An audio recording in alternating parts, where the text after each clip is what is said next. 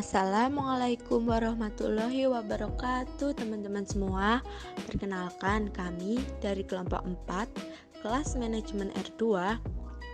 Di sini kami akan menyampaikan materi korelasi yang merupakan tugas statistik deskriptif dengan dosen pengampu Ibu Nenden Nur Anissa, SEMM. Sebelum menuju ke materi, kami akan memperkenalkan diri terlebih dahulu. Anggota kelompok kami terdiri dari 1.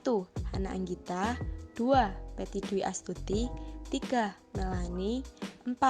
Hanifah Suryandari, 5. Dani Wahyu Ardianto, 6. Syahrul Romadzona.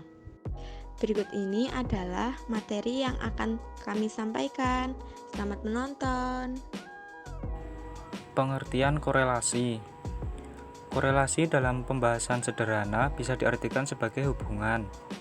Namun, ketika dikembangkan lebih jauh lagi, pengertian korelasi tidak hanya dipahami saja sebagai penjelasan tersebut. Korelasi merupakan salah satu teknik analisis dalam statistika yang digunakan untuk mencari hubungan antara dua variabel yang bersifat kuantitatif. Hubungan dua variabel tersebut dapat terjadi karena adanya hubungan sebab dan akibat, atau dapat pula terjadi karena kebetulan saja. Dua variabel dikatakan berkorelasi apabila perubahan pada variabel yang satu akan diikuti perubahan pada variabel lain secara teratur dengan arah yang sama, atau korelasi positif, atau berlawanan, atau korelasi negatif. Manfaat korelasi. Korelasi sendiri memiliki beberapa manfaat. Yang pertama, yaitu dapat mengukur beberapa hubungan variabel. Yang kedua, dapat memotivasi kerja terhadap produktivitas variabel. Yang ketiga, dapat menemukan kualitas dengan harga layanan. Dan yang terakhir, yaitu dapat melakukan tingkatan inflasi pada variabel tertentu.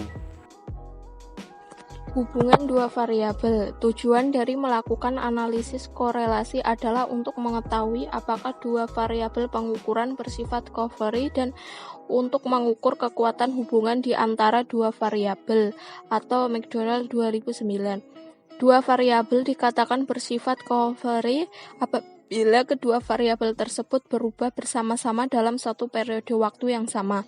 Menurut Bewich et al. 2003, korelasi menghitung kekuatan linear hubungan di antara dua variabel yang berpasangan. Mengenai hubungan dua variabel, McDonald 2009 menjelaskan sebagai berikut. 1. Bila kita akan menguji hubungan sebab akibat, variabel yang menyebabkan munculnya hubungan disebut variabel independen atau variabel bebas dan diplot pada sumbu X. Sementara itu, efeknya disebut variabel independen atau variabel terikat dan diplotkan di sumbu Y. Berkaitan dengan hubungan sebab akibat, Plonsky 2009 menyebutkan bahwa korelasi tidak memberitahukan kepada kita tentang sebab akibat dan memperkirakan hubungan sebab akibat dari suatu korelasi adalah suatu kesalahan yang sering terjadi. 2. Kadangkala dengan korelasi kita tidak bermaksud mencari sebab akibat tetapi melihat hubungan kecenderungan munculnya suatu gejala apakah juga diikuti oleh gejala yang lain. Misalnya kita mengamati gerakan pinggul dan bahu seseorang.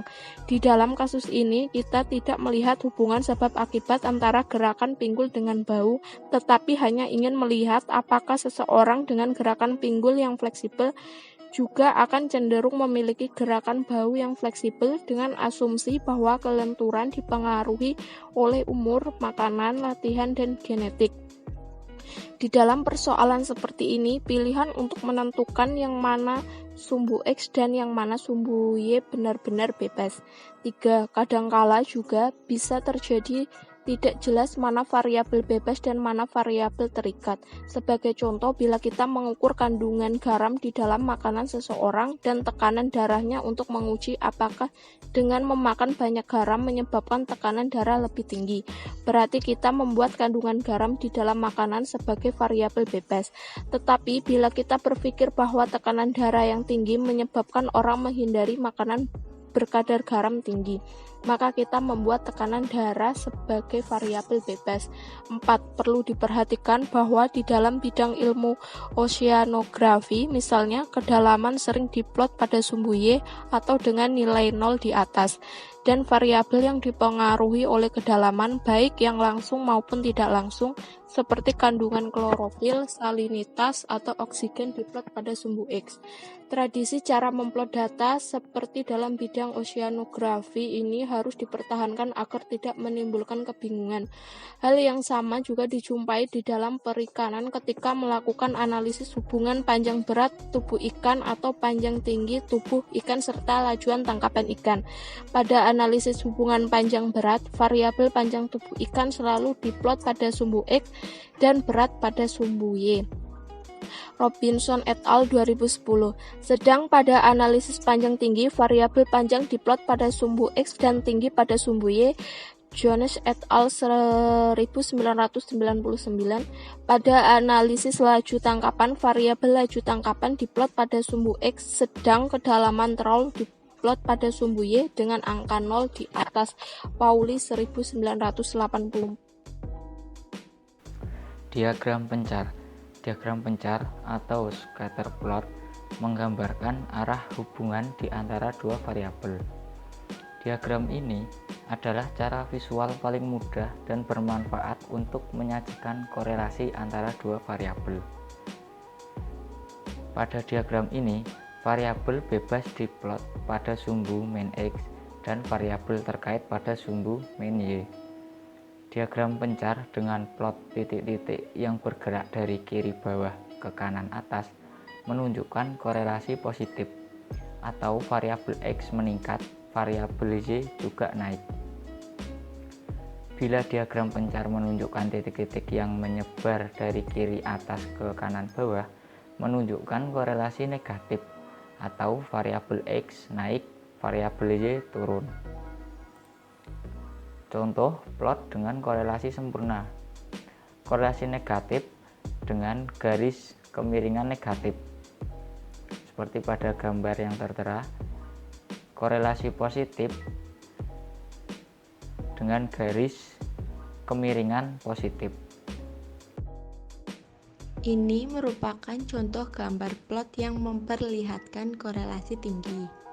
Bisa dilihat pada gambar dan keterangannya, bila titik-titik di dalam diagram pencar menunjukkan jalur yang sempit, sehingga bila garis lurus digambarkan melalui jalur itu, titik-titik akan berada di dekat garis. Keadaan ini menggambarkan korelasi linier yang kuat di antara dua variabel. Sebagaimana halnya dengan mean dan deviasi standar, persen R adalah suatu interval statistik yang dapat dipergunakan dengan data rasio.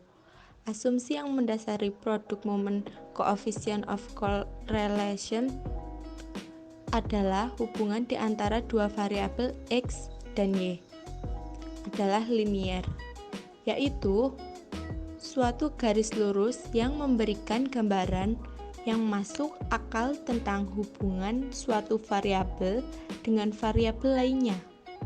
Bila kurva diperlukan untuk mengekspresikan hubungan tersebut, hubungan itu disebut hubungan Curvilier. Array et al. 2019. Dengan hubungan Curvilier, bila nilai X naik, nilai Y juga akan naik sampai ke suatu titik, yaitu titik di mana bila X lurus naik, maka nilai Y akan turun. Koefisien korelasi persen R. Koefisien korelasi persen R atau persen product moment correlation coefficient menunjukkan arah dan kuatnya hubungan di antara dua variabel tanpa perlu diagram pencar untuk melihatnya secara matematis. Persen R didefinisikan sebagai berikut. R adalah persen product moment coefficient of correlation sama dengan jumlah hasil kali z-score dibagi banyaknya pasangan skor. dapat juga dirumuskan sebagai berikut. R sama dengan banyaknya pasangan skor X dan Y dikali dengan jumlah perkalian pasangan X dan Y dikurangi jumlah skor dalam distribusi X dikali jumlah skor dalam distribusi Y.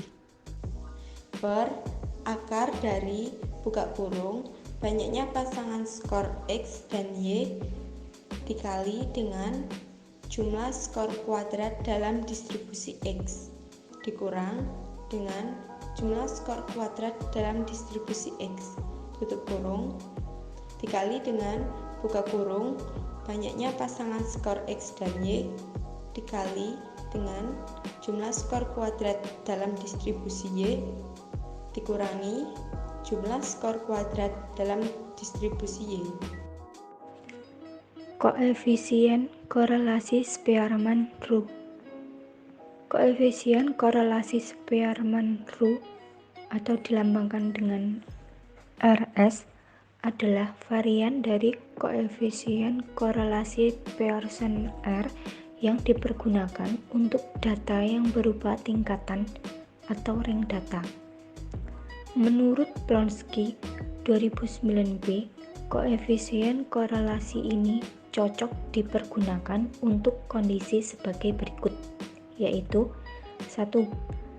Satu variabel berupa skala ordinal dan yang lainnya adalah juga skala ordinal yang lebih tinggi. 2. Distribusi secara nyata menceng atau skewed. Persamaan dari koefisien Spearman-Rue adalah RS sama dengan 1 min 6 dikali jumlah D kuadrat dibagi N pangkat 3 min N, di mana N adalah banyak pasangan variabel X dan Y. D. Perbedaan tingkatan antara variabel pertama X dan variabel Y. RS adalah Spearman-Rue. Bentuk hubungan korelasi. Bentuk hubungan korelasi dibagi menjadi 3. Yang pertama, korelasi linear positif plus 1. Perubahan nilai variabel diikuti perubahan nilai variabel yang lainnya secara teratur dengan arah yang sama. Jika nilai variabel X mengalami kenaikan, maka variabel Y juga ikut naik. Jika nilai variabel X mengalami penurunan, maka variabel Y juga ikut turun. Jika nilai koefisien korelasi mendekati plus 1, berarti pasangan data variabel X dan Y mempunyai korelasi linear positif yang kuat. 2. Korelasi linear negatif. Negatif 1. Perubahan nilai variabel diikuti perubahan nilai variabel yang lainnya secara teratur tetapi dengan arah yang berlawanan. Jika nilai variabel X mengalami kenaikan, maka variabel Y akan turun. Jika nilai variabel X turun, maka nilai variabel Y mengalami kenaikan. Dan apabila nilai koefisien korelasi mendekati negatif 1, maka nilai ini menunjukkan pasangan data variabel X dan variabel Y mempunyai korelasi linear negatif yang kuat atau erat. 3. Tidak berkorelasi atau nol. Kenaikan nilai variabel yang satunya terkadang diikuti dengan penurunan dan kenaikan variabel yang lainnya. Arah hubungannya tidak teratur, searah dan terkadang berlawanan.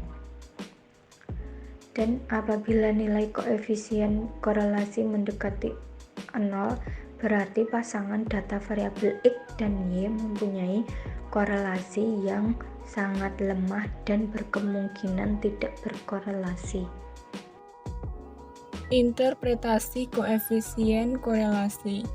Menurut Ari et al. 2009, dalam melakukan interpretasi terhadap koefisien korelasi, perlu diperhatikan hal-hal sebagai berikut.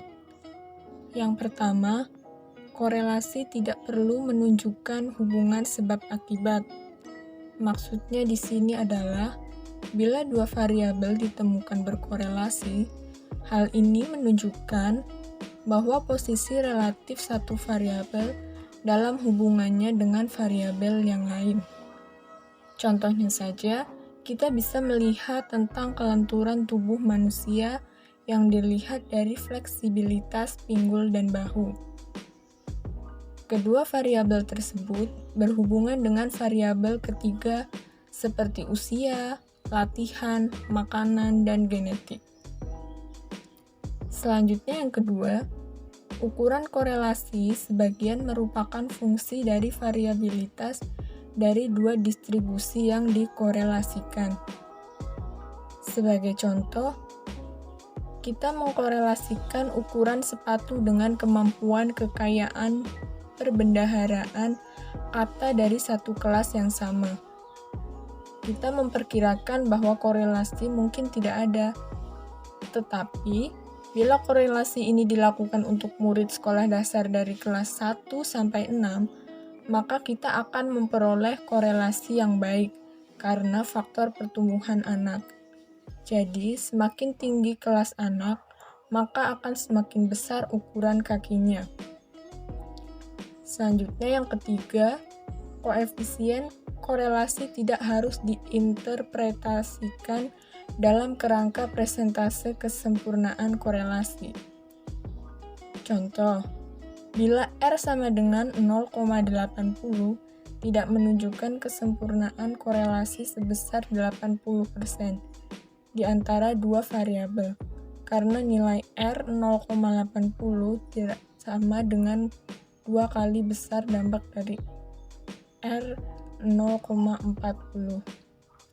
Yang keempat, hindari menginterpretasikan koefisien korelasi secara absolut. Misalnya, tidak bijaksana mempergunakan koefisien korelasi 0,5 untuk memprediksi presentasi individu di masa depan. Sekian materi yang bisa kami sampaikan.